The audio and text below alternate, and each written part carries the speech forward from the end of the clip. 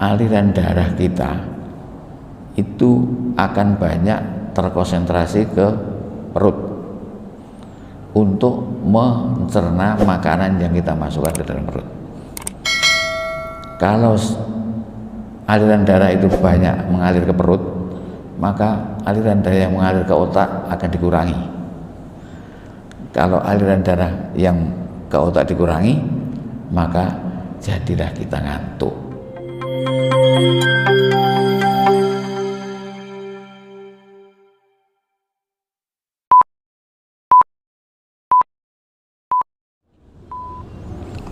Bismillahirrahmanirrahim.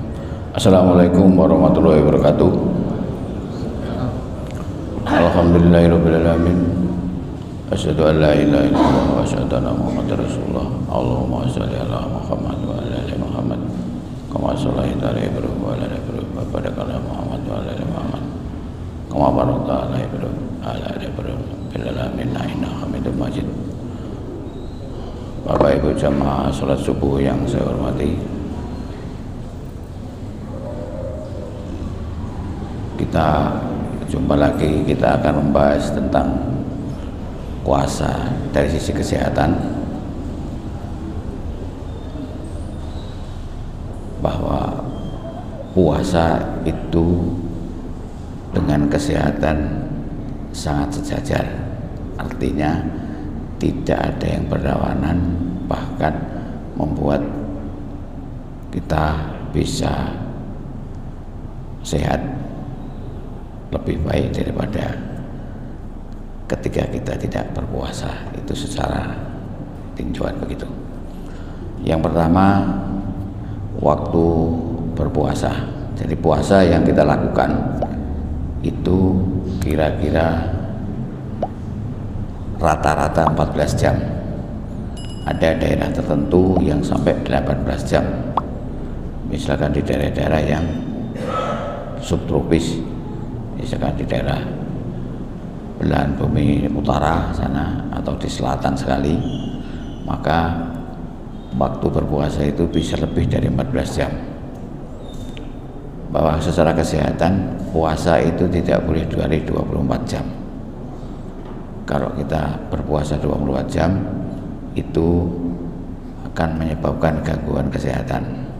Oleh karena itu, kalau kita melihat di rumah sakit orang yang sakit tidak bisa makan, maka diupayakan dipasang selang dari hidungnya untuk diberi makan secara teratur agar perutnya tidak kosong. Karena kalau perut kosong bisa menimbulkan hal-hal yang tidak diinginkan. Oleh karena itu, tuntunan kita puasa tidak boleh lebih dari 24 jam. Itu sesuai dengan prinsip-prinsip kesehatan. Jadi puasa sebenarnya tidak menyebabkan sakit, kecuali memang sebelumnya mereka yang sudah sakit. Kadang puasa tidak, yang bagi yang sakit tidak dianjurkan untuk melakukan puasa, karena kalau puasa menjadi sakit maka dia harus melakukan hal-hal, misalkan harus membayar fidyah karena tidak bisa melakukan puasa. Dari sisi yang pertama, dari sisi waktu demikian. Jadi waktu berpuasa, orang berpuasa tidak menyebabkan sakit. Kemudian yang kedua, puasa itu disunahkan untuk makan sahur. Jadi makan sahur itu ada poin sisi sunnahnya. Kalau kita makan sahur, kita akan mendapat poin bahwa ada sisi sunnah. Jadi kita dapat mendapatkan kesunahannya. Kenapa? Karena selama kita berpuasa, kita tidak harus meninggalkan aktivitas sehari-hari. Oleh karena itu, sahur itu akan membuat kita bisa berenergi bertenaga. Syukur-syukur sahur itu dilakukan dengan prinsip sesuai makanan gizi seimbang dari kesehatan. Gizi seimbang itu diantaranya bahwa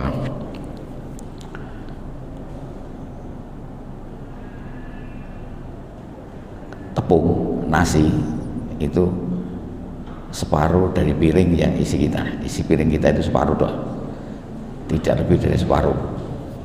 Separuhnya dari isi piring itu ya ada lauknya, ada sayurnya, ada buahnya, ada sisi lemak, ada sisi proteinnya. Jadi kandungannya setepung atau karbohidrat itu separuh dari piring kita, tidak lebih dari itu.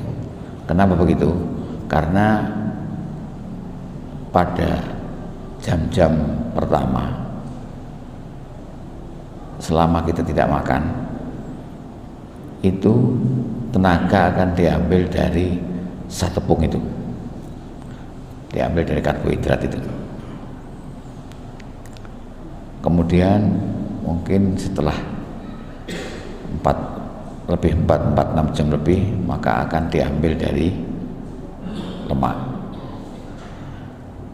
Kalau lemak tidak cukup akan diambil dari protein. Maka makanan untuk sahur itu selayaknya ada separuh adalah tepung, ada protein, ada lemaknya, ada sayurnya, ada buahnya. Untuk pelengkap sayur dan buah itu serat agar kita kalau buang air besar tidak sulit.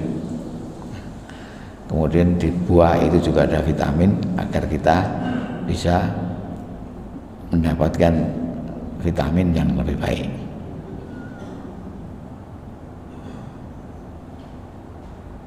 Khusus untuk sahur yang ada bawah itu adalah sunnah, karena sekali lagi kita perlu tenaga selama sehari. Selama kita makan itu kita perlu tenaga untuk beraktivitas. Kadang-kadang di antara kita banyak yang saya malas sahur, saya hanya minum air. Ya boleh-boleh saja karena sunnah, tetapi alangkah baiknya kalau sunnah itu kita ambil kesunahannya sehingga kita bisa melakukan aktivitas dengan baik selama 1 hari. Cukup tenaga. Mungkin ada yang berpendapat, iya saya ini cukup banyak lemak, saya karena tubuh kita lemak maka lemaknya biar dibakar. Ya boleh-boleh saja. Namun demikian kalau tenaga itu diambil dari lemak semua, artinya lemak tubuh kita itu selama sehari dibakar semua, digunakan tenaga, itu bisa menimbulkan hal-hal negatif yang kita bisa merugikan tubuh kita. Di antaranya pembakaran lemak yang terlalu banyak itu bisa menimbulkan zat yang menurut gizi namanya adalah keton. Zat itu keton namanya. Zat keton itu kalau terlalu banyak di tubuh kita itu dalam tanda petik bisa membuat racun yang tidak menguntungkan. Jadi kalau lemak terlalu banyak dibakar, tidak ada karbonya, tidak ada zat tepungnya, maka bisa merugikan itu tadi. Oleh karena itu, ini satu contoh, kalau ada saudara kita yang sakit diabetes yang tidak terkontrol dengan baik, tidak diobati dengan baik, kemudian dia berpuasa atau dia tidak mau makan, maka suatu saat bisa jatuh dalam kondisi tidak sadar. Tidak sadarnya itu diantaranya karena terlalu banyak zat keton tadi di dalam tubuhnya. itu bisa menimbulkan orang tidak sadar. Jadi zat keton itu bisa membuat otak kita menjadi tidak sadar. Di antaranya itu. Oleh karena itu dianjurkan, ada sisi sunnahnya bahwa kita harus makan sahur. Lebih baik sunnah makan sahur itu tadi. Kemudian sebagaimana kemarin malam saya sampaikan, selama kita berpuasa kita harus menjaga hal-hal yang merusak pahalanya puasa. Di antaranya yang merusak itu ada yang namanya marah-marah, ghibah, namimah, ya, adu domba, menghasut dan sebagainya. Itu semua secara kesehatan adalah penyakit kejiwaan, penyakit psikologis. Kalau orang senang melakukan tadi namanya marah-marah, ghibah, namimah dan sebagainya, itu secara psikologis orang itu tidak sehat. Jadi psikologisnya tidak sehat. Ya, kalau kesehatan mengatakan, yang dikatakan sehat itu adalah sehat secara fisik, sehat secara psikologis, juga sehat secara sosial. Jadi syaratnya dikatakan orang sehat itu ada 3 tadi: sehat fisik, sehat psikologis, sehat sosial. Nah, kalau orang senang melakukan hal yang tadi yang merusak pahala puasa itu, maka secara psikis dia tidak sehat. Secara sosial juga tidak sehat. Karena apa? Karena orang yang dimarahi, orang yang dirasani, orang yang itu kan pegel, mangkel, artinya itu merusak sosial. Jadi secara sosial tidak sehat. Jadi secara kriteria sehat sudah yang 2 tidak masuk. Secara psikologis tidak sehat, secara sosial tidak sehat. Maka dalam syariah dikatakan bahwa orang yang demikian nanti pahalanya rusak dan hanya dapat haus dan dahaga, lapar dan dahaga, tidak mendapat pahala-pahala puasa dengan baik. Jadi secara kesehatan itu juga tidak baik kalau kita melakukan hal-hal yang merusak pahala puasa.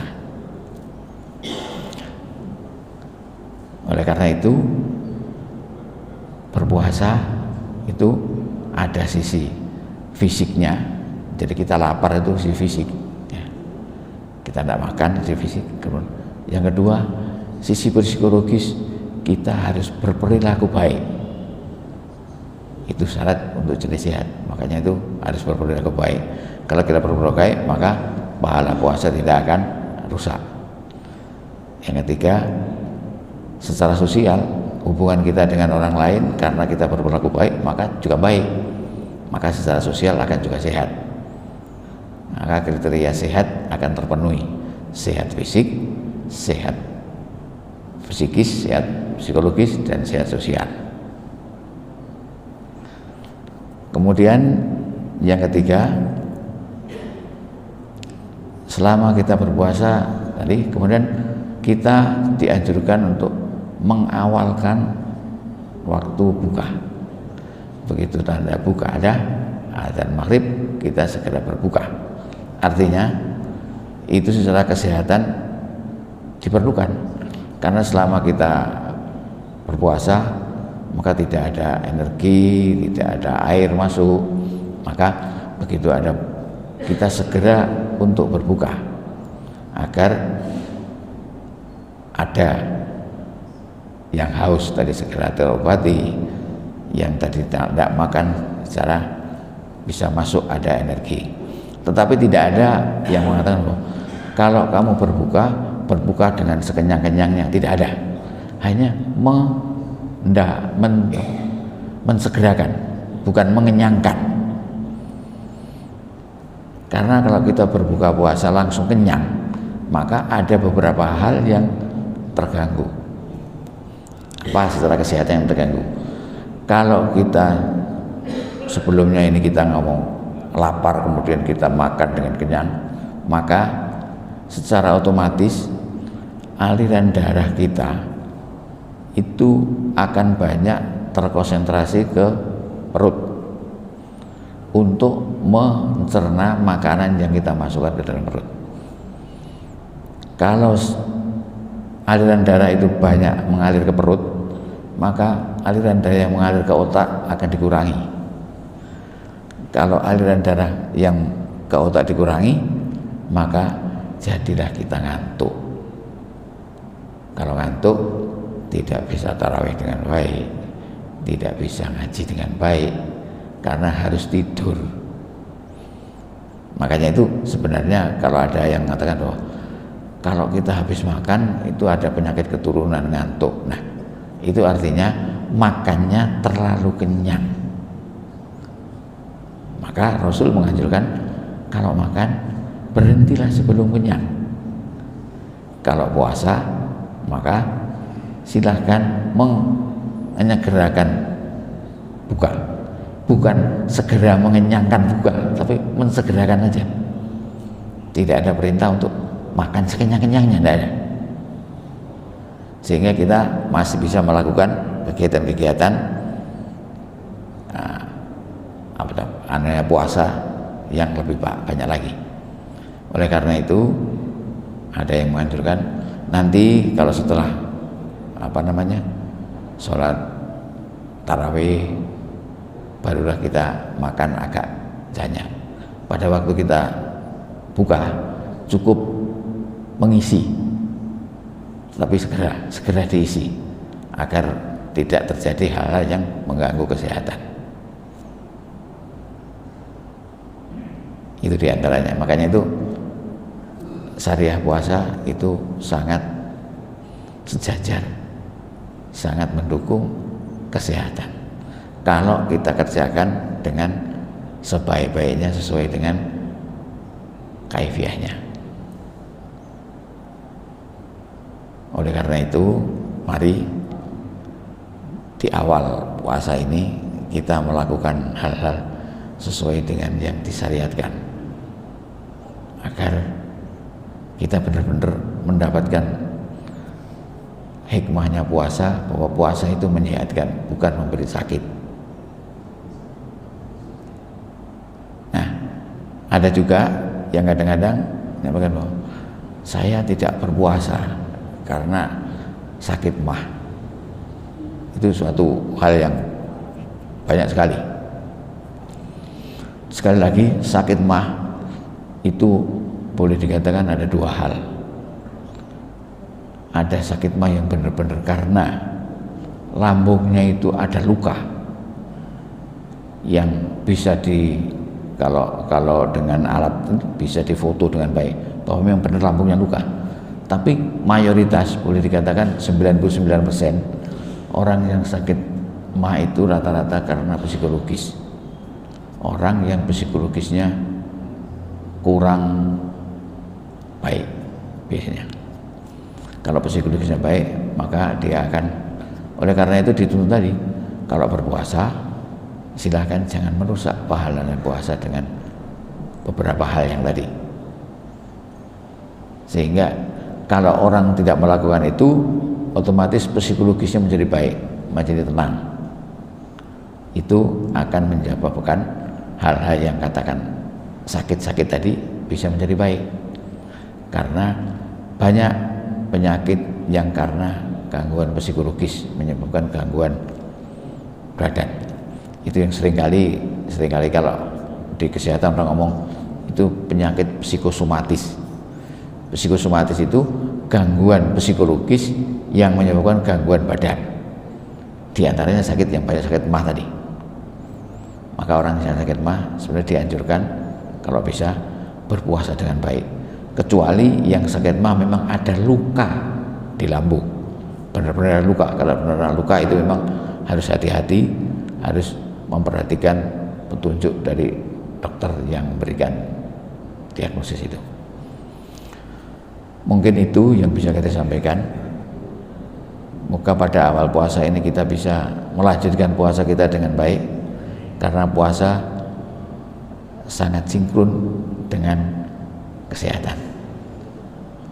Syariat puasa itu tidak berlawanan dengan apa-apa di dalam kesehatan. Maka mari kita lakukan syariat puasa dengan baik, agar kita semua setelah puasa, kita hari raya dengan kondisi sehat walafiat, kita bisa berhari raya dengan baik, dan itulah nanti puncaknya dari segala yang kita kerjakan selama 1 bulan ini. Demikian, mohon maaf ada kekurangan.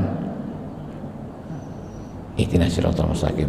Assalamualaikum warahmatullahi wabarakatuh.